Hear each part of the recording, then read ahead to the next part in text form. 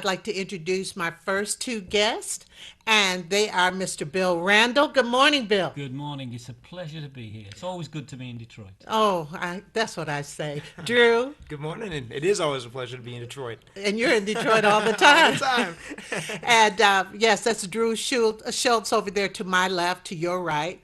And let's find out a little about the two and where their passion lies, and then we'll go on from there. Now, Bill, why don't you tell us a little bit about yourself? Well, I'm a soul music fan from when I was a little kid, and I started buying records, and then I noticed all these songs were on Motown, and started from there. Started investigating more, discovered the Impressions, and all these wonderful soul artists from the '60s, and that was it for me. That was my life planned and set. And you know it was so funny, and you're from From Birmingham, England. Birmingham, England, and he was talking to Mr. Tyler this morning, and I mentioned that Mr. Tyler's brother was Willie That's Tyler, right. Yeah, yeah. and he went on to say, Well, everybody said I was crazy for buying an album by a ventriloquist, but I really needed that album to complete my collection, and I still have that album to this day by Willie by Tyler. Willie Tyler and Lester. And what was the name of that album again? Hello, Dummy. Hello, Dummy. God. And so you went to school in Birmingham, Yes, that's right. oh, Yeah, so you've been in Birmingham, yeah, that's my home. Yeah, and you do radio, yeah. I do a radio show called The Science of Soul. the Science of Soul. What Yeah, is that science?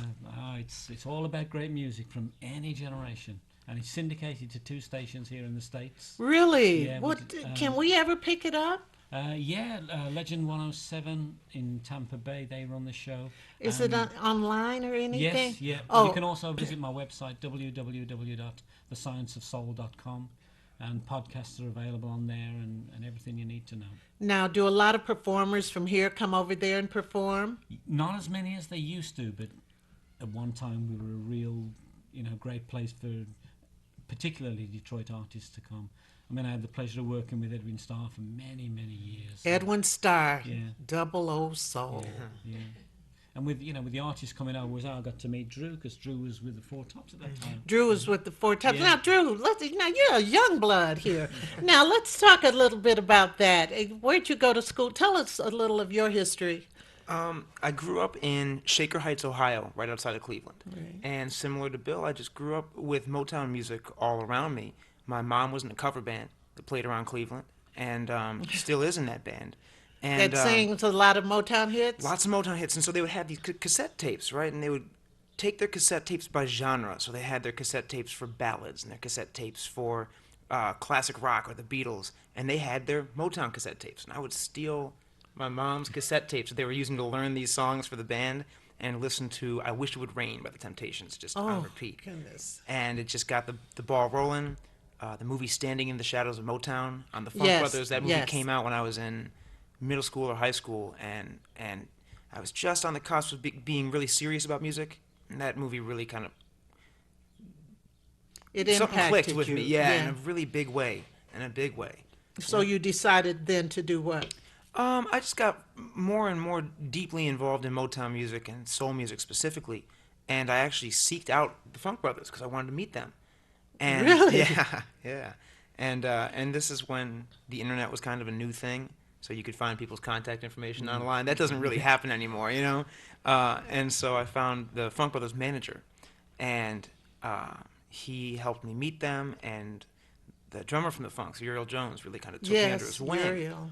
And that's really Uriel's the guy who kind of got my whole career started, to be honest. Really? Because by saying I was a student of his, opened the door for the Four Tops. Wow. So Yeah. did you tour with the Four Tops? Or- I did, yeah. It was awesome. I played hand percussion with them for about 2 years, and then full time played drums for another 3. Well, how old are you? 27. Wow, that's a lot of life for such a young man there. I've been very fortunate. So, right now, what are you doing? I'm teaching music down at a new music college downtown that actually was started by a couple from the UK who had 5 successful locations all across the UK of music schools. and they just opened their first United States location here in Detroit. When you say a music college, what do you mean by that? They offer bachelor's degrees accredited through Falmouth University. Really? Yeah, yeah. And so they're doing BA programs in songwriting, the business side, music entrepreneurship, as well as performance degrees in drums, bass, vocals, and guitar. So I'm teaching drums down there, and it's been fantastic. I think one of my former students, well, was taking voice down there, Frank Fisher, but I know Audra Kubat teaches down there, Uh and huh. she's a Yeah. former student. Does she teach voice or what? She teaches songwriting. She teaches Songwriting, songwriting, and really? we co-teach a class called Live Performance Workshop, where we literally get kids together every week and they learn a song, and they have to work on performing it. But it's less about. I mean, it's very much about learning the song, but it's also about taking cues and stage presence and being able to direct a song when things get a little bit hairy on stage and someone has to say, okay, we're going to be in this section right now, and doing those kinds of things smoothly to save the performance. It's a very interesting class, and Audra and I teach that down Well, the time. it's funny, and think about it, you guys, everybody, think about it. Have you ever heard a song that you really, I love this song, I can't wait to see the person in person? Then you see the person in person, and their showpersonship may not be that good. It kind of puts a damper on the song. Absolutely, it can. Yeah, yeah. But sometimes it works the other way around. A song that's quite average, and then you see somebody perform it live, and you think, "Oh man, that is Now I just like spectacular." that. Yeah, it's sexy, romantic, yeah. because the singer was sexy and Yeah. romantic. Well, one song was really spoiled for me. It's Ain't No Stopping Us Now. You know that song. Yeah, Ain't No McFadden and Stopping Whitehead, Us yeah. Now. Well, it was fine until I saw McFadden and Whitehead do it. And when he said, we're getting ourselves together, we're polishing up our act, and he put his foot up and started like he was polishing his shoe. I couldn't get over it. I didn't play that song another time. I don't know. I get too emotionally Yeah. connected, but gee, you're polishing up your act. You put your shoe shine. But that was me. But I think that's an important class to teach presence on stage and stuff. So a new program is coming around. Well, tell us about this new program about the Detroit Public Schools and so forth. Yeah. It started with an album I put together in 2012 called Back to Class, and I was literally having to return to school myself to go finish my college degree in New York. At what school? At NYU, New York University, in their jazz studies program. And I had spent all this time on the road with the Four Tops, and I knew that in order to go back to finish school full time, I would have to step away from that. And so I put this record together with all my heroes and mentors from around town. And so it features the Four Tops and the Funk Brothers, Ken Knox from Chairman of the Board, Melvin Davis, Spider Turner, Dennis Coffey, McKinley Wow. Jackson, James Jamerson Jr., all these really heavy hitting Detroit soul artist, Pat Lewis as well. And How did you get them together? I had just been playing around town with all these folks, and they're fantastic people and fantastic performers. So I wrote songs for them, and 50% of the profits from that CD go towards the music programs at DPS. Oh, that's wonderful. The music programs that are left. Yeah, yeah, Let's yeah. talk about that. People don't realize how important the arts are in schools. No, that's right. I mean, when you consider what most people think about Detroit out around the world, it's always music. I know it's known as the Motor City, but the first thing people think of anywhere else outside of Detroit is music. Absolutely. I remember being in Miami Beach when 8 Mile came out, the movie. Yeah. And I said, I'm from Detroit. The first thing they said, do you know where 8 Mile is? That was like a big deal. Oh, yeah. But I mean, I remember being in New York one summer when Dancing in the Street came out. And when they said, don't forget the Motor City, I walked with pride down the street, as a kid. I said, did you hear that song? It says, don't forget the Motor City. And it was made in the Motor City. And like you say, most people connect Detroit with music. And I think that's important. Yeah, and everybody came to Detroit to record. I mean, people like the Dells recorded at United Sound Studios. Isaac Hayes' strings were all recorded at Terra Sherma Studios. I mean, Pat Lewis, for instance, was one of Hot Buttered and Soul. Yeah. So, the the music from Detroit wasn't just Motown. It stretched all across the United States and all across the world. All across the world. And a lot of people, well, a lot of artists like to start their concert tours in Detroit too. They would do that because Detroit audiences, well, they usually turn out, especially for out of town people. People who are in town who are performers, hopefully you could get them to show up, but I mean, sometimes they do. So this money will go to programs in Detroit public schools.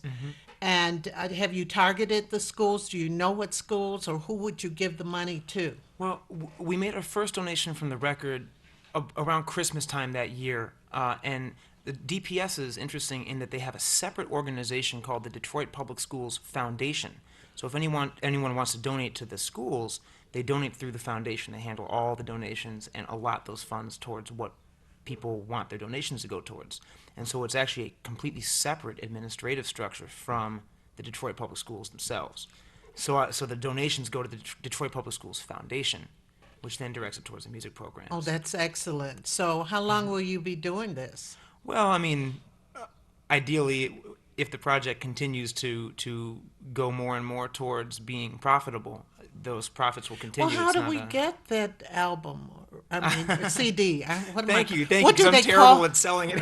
What do they call it? I don't know. It's no more albums, no more no. CDs, no more. Yeah, you cassette. can get it on CD on Amazon and on my own website, which is dsdrums.com, and it's all over iTunes. What's the and title Spotify. again? It's Back to Class by Drew Back Schultz. Yeah. Back to Class by Drew Schultz. Yep, and there's a series of singles that have also followed that with the same goal. And the singles have featured Eddie Willis from the Funk Brothers, Thornetta Davis, and Buddy Smith. Oh goodness, yes. And then I did reached the project out to the Chicago Public Schools recently with Reginald Torian, who was the lead singer of the Impressions. In 1972, I think he stepped into Curtis Mayfield's shoes, and he's still the lead singer of the Impressions. He's incredible. How Yeah. old is he? Um, Oh, I mean, as long as he, 60, early 60s, I think, Reggie. well, he must have He been a can't- baby if he was. He was- Oh, he just was in young the- when he started with them. Yeah, yeah. but yeah. he's still a young guy in my eyes. Yeah, I can't yeah. I can't see it. I don't know. That's actually a good question. I don't know how old. Well, I was just curious. We'll call him and ask. Yeah, him. exactly. Okay, Bill, you've done a lot of work with Detroit artists overseas and back here. Can you Yeah. tell the audience about that? Because you've been quite, you've regaled me with a lot of stories here. Well, for a young white kid from England, I've been very blessed to meet a lot of fabulous artists. People like David Ruffin, Eddie Kendrick. Now, David Dennis Ruffin, Edwards. you saw him 2 weeks 2 before weeks he prior passed to- away. Yeah, 2 weeks prior to his death, he was in the UK. I was at his last show, and and he was. David was such a great character, and we all know he had his problems, but Yeah. you could overlook those because it was David Ruffin. And Yes. and at that time Eddie's voice was pretty much gone. Oh, I but know. that didn't matter. It was Eddie Kendrick, and I it didn't matter know. if he sang flat or it didn't matter. I It was know. Eddie The Kendrick. voice kind of cracked up Oh a yeah, little bit. yeah. Well, I saw a remarkable interview, and it's online. In fact, it's on I think I have it on my YouTube channel, an interview with David and Eddie, and I think it was in the 80s. And they were talking about, the interviewer was very bad, but they were talking about who picked out the clothes for the temps and all those things. It's just such a great interview. It seemed like Eddie and David seemed to have an understanding of each other. Can you talk to that? Yeah, I think there was no Eddie without David, and the other way around. They were so closely linked, even though they had their issues between each other. Oh, they did? Yeah, but when it came down to it, it was Eddie and David. Scoop. They Yeah. had a. They had a few issues between each other, but But they performed like they were in love with each oh other. yeah. Well, that's being a professional. Oh, yeah. That's Yeah. that's how you make your money. You go on stage, whatever problems you had, you forget when you hit that stage. Well, they had been performing together so long. Yeah. They were like brothers. Yeah, Yeah, and it's brothers just- have their issues That's too. right. Yeah, that's right. And so David, he seemed to keep his voice though. He still had his voice amidst all his Amazingly, issues. yeah, David was absolutely amazing. He problems with his lungs and Oh, he had problems with his lungs and also? all the other things that he had. But when he walked on stage, it was like he was transformed into something bigger than life. He was a true superstar. Very articulate, Yeah. very Yeah, articulate. yeah. Because I think I have every interview they've ever done that I could find, and same with Eddie Kendricks, of course. And it seemed like David supported Eddie Yeah. when they were out there singing, Yeah, yeah, also. yeah, yeah. And I mean, David, when he left the Temptations, I mean, his career didn't take off the way they probably expected it to. But the stuff he did after Motown, Gentleman Ruffin album, and Right. you know, they were just fabulous pieces of work, Oh, yeah. and still sound wonderful today. What amazes me, Drew Schultz is 12 years old, and he knows so much about music and who sang the music. Did you really get into the history of these people, or just listening to it all the time, or what? I think what happened to me was I was very fortunate enough to be exposed at a young age to real role models, I mean, you had the Funk Brothers who obviously played for the love of it, because as sad as the story is, they definitely weren't playing for the money at Right, that point. right. And you had the Four Tops who, the Tops were the same four guys from 1955 until 1997 when Lawrence Payton passed away. And so I was lucky enough to have these career role models that I was surrounded with who were great people, and as Bill was saying, fantastic professionals. They really walked the walk and talked the talk, and were always kind to their fans, kind to each other, and it was just They were amazing to be around. groomed. They were groomed well. They were raised up Yeah. well within the industry, don't you think? Yeah, yeah, and I think a lot of times now that doesn't happen with the younger artists. I know. Well, And it's you really think sad. about the music. There wasn't a ton of electronic stuff going in the background. This was pure music that they were performing to or recording to, right? Yeah, well, and for me, what happened personally was that because of that, I equated the music with the people who made the music, and not just the songs as they stood by themselves. And so as I got more and more into the music as a fan, I also wanted to know more and more about the people who made it, because I felt that connection, Right, right. Yeah, I don't know about you, but I used to look at the record, find out who was the writer, who was the Oh, producer, man. who did the I, string I still arrangements. do that. I still do that. Yeah. I Oh, do yeah. too. I do too, because I just want to write one good hit. If you could get away with one good hit, and I think about Smokey Robinson, who has written so much, is so prolific. Same with Stevie Wonder. Think about it. You know what amazes me? How a blind man could write a song about a ribbon in the sky. I know, I know. In fact, he seemed to write a lot of music about things you wouldn't think he'd be able to see, but someone described this stuff to him. So he had to know something. He had to know what a ribbon was. Yep. And I think that I remember the first time I ever met Stevie Wonder, we were all 12. And he was up at the Music Box Record Shop. It was on Dexter Avenue. And they said, Stevie Wonder's going to be here Saturday morning. And they sat him up on a counter. And we all stood in a line, and we had to go through. I bought the record for 59 cents or something. It was Fingertips. And we all shook his little hand and had to move along. He was sitting on the counter. And who knew that this young man would create so much? History. And well, I think about Smokey Robinson when he talks about in Tears of the Clown, just like Pagliacci did. Yeah. He was going to Cass Tech at the time, and he remembered them talking about the sad clown, Pagliacci. And when he was writing the song, because Stevie Wonder wrote the carnival music, Yeah. and then he said, "Oh, a clown, Pagliacci," and that's how he put that together, just like Pagliacci did. I can't keep my sadness hid. Yeah. Smiling in the public eye, but when I'm all alone, I cry. I want to sing now. Tears of a clown. I'll do the oboe part. Bassoon, excuse me. But when you think of all the great songwriters that came out of Detroit, it's absolutely amazing. I mean, Tony Hester. Oh, Yeah. Tony Hester. Yeah. Oh, yes, yes, He yes. he launched the career for the Dramatics. Dramatics, yes. Probably yes. my favourite group of all time, the Dramatics. Oh, yes. Dramatics right here, right here. In fact, they went to high school right down the street at Northern, and I did a 1-year perspective on Ron Banks a year after he passed. I had his wife on the show, a Yeah, friend Sandra, of his, yeah. his Harley Brown, and so forth, and his daughter, oldest daughter Tanya, all lived down the street from me and everything, and is just amazing because Snoop Dogg, that was his favorite. Dramatics Yeah. were his favorite. That's why he had them in a doggy dog world. Yeah, that tells you how important their music was. Yes. When an artist like Snoop Dogg Yeah. says, "Wait a minute, these Yeah. are the guys I need on And my." a couple Yes. times, Ballin' too was a Yeah, rework yeah, of yeah. "Fell for You." Yeah, yeah. yeah. yeah. Who it was?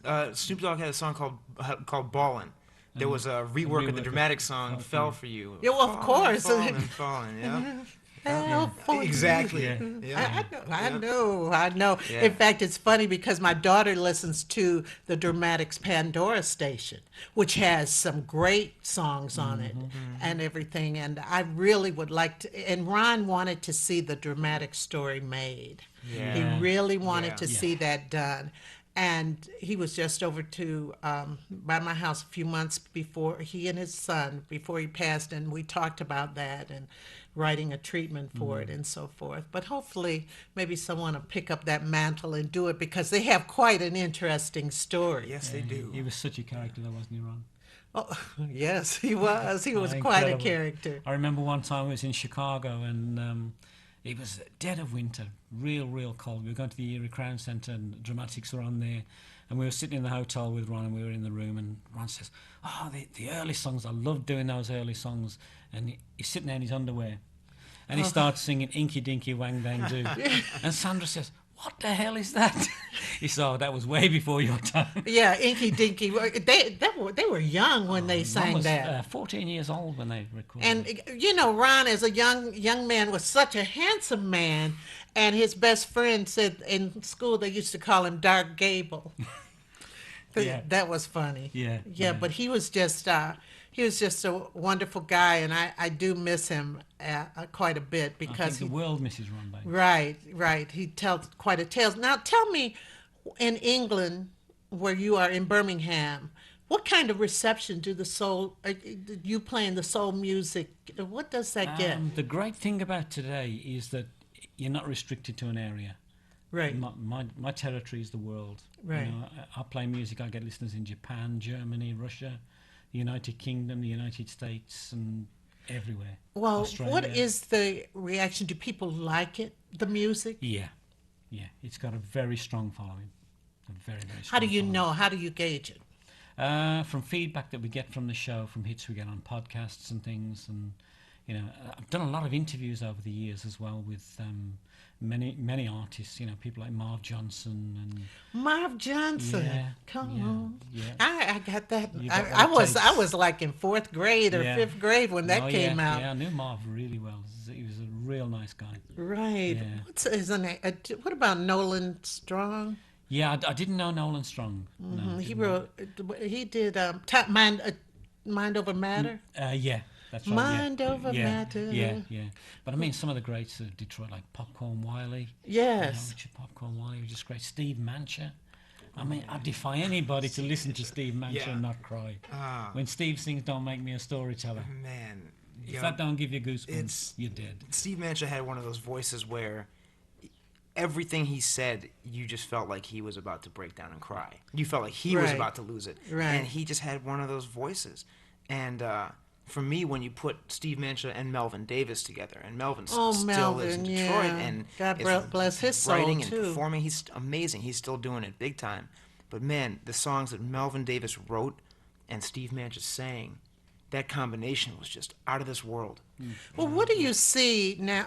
Do you think that some of this music is just the basis for all music? I mean, like so many people, like I think about the reggae artists. A lot of the reggae artists back in the day took some of those beats that Motown had. I mean, they did the ska music Yeah. and And they actually covered a lot of the songs, didn't they? I mean, Oh, a lot of soul songs, soul Right. standards were covered by reggae artists. Right. There's kind of a I don't know how much of it is true and how much of it is kind of like an urban legend, but from what I understand, a lot of reggae came about because R&B music was being broadcast overseas in the islands, and they would That's listen to what I this, was told. and it would cut in and out. And so what I've always heard is that where the downbeat was would get gray because this broadcast would be cut in and out, which is why a reggae drum beat is almost like an R&B drum beat flipped. So you have the kick drum on the second half of the measure as opposed to right on the first half, Wow. and it shows with Bob Marley was so influenced by Curtis Mayfield, and I think it is all connected. When you say is it the basis for everything, I think I think it's all connected, and there are things that are obviously the basis for Motown and R&B that we might not expect. For instance, Levi Stubbs worshiping Frank Sinatra. Really? Yeah, yeah. So he would some connections you wouldn't necessarily expect, but when you hear But I can Levi see that sing when you think about it. I could see "Ask the that. Lonely" or one of Oh, those just songs, as the yeah, you lonely. can kind of hear it. That was my song. I don't let me get off into all this music. Now, before we wrap up, let's talk about um, what do you have plans? Why are you over here in America? Oh, because I just love being here. But I am heading out to Cincinnati for a soul weekend down there. Soul Weekend. Yeah, next week. Yeah, yeah. And I'm back up in Chicago, and going to meet up with Curtis Mayfield's son, Yeah, so briefly. Curtis Mayfield's son, he was telling me, is an account. What is he? He's a computer expert.